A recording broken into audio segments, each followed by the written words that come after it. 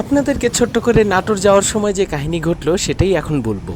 ঘটনা হচ্ছে, আমি সব সময় লোকজনের সাথে যাইতেই ভালোবাসি, কিন্তু এবার মনে হয়েছে যে আমি একটু একা যাই।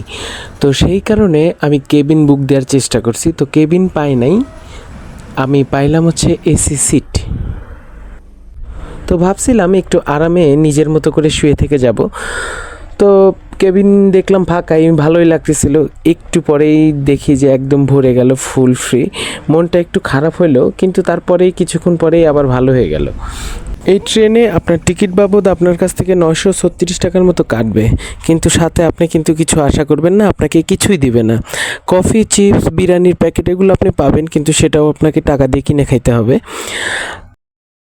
দেখতে দেখতে যমুনা সেতু খুব তাড়াতাড়ি চলে আসছি। ও আপনাদেরকে জানাই, এখন কিন্তু ট্রেনটা নতুন ব্রিজ দিয়েই যায়।